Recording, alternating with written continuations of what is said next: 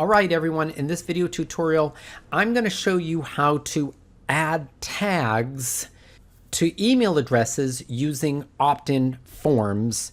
So here we are, we're logged into my dashboard on my dummy account, right? I want to make sure I'm on the right list. That's where you always start. Usually, list is traffic tips. Great. I want to go down to sign up forms. Shock and surprise. If you're creating a new form, so there's one form that's already here. I'm going to show you how to tag that. If you're creating a new form, it's even easier because you just go in here, you click create a sign up form for my website. If you're creating it for your website. Once you're here, design a form. There's where you would design the form here with the text and everything. This is where you would add the tag. So in this tag, I'm just going to call it Instagram traffic report. So anybody that puts their name and email address into this form is asking for the Instagram traffic report. And it did a little autocomplete for me there because I've already used that tag on other emails. Okay, so there you go. So all you would do at this point is finish creating your form, save your form, right?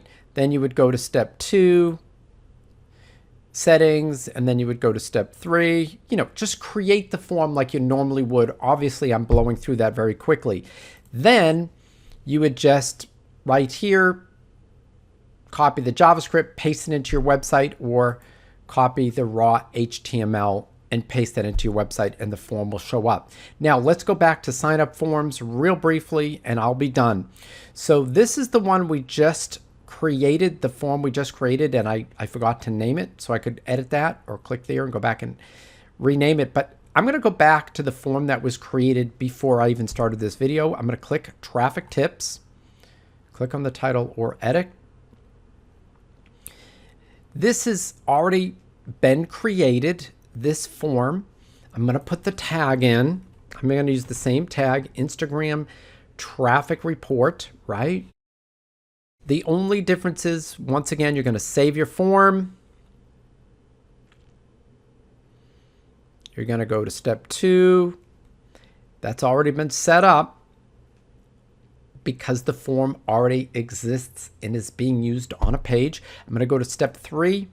And this is where it gets a little tricky.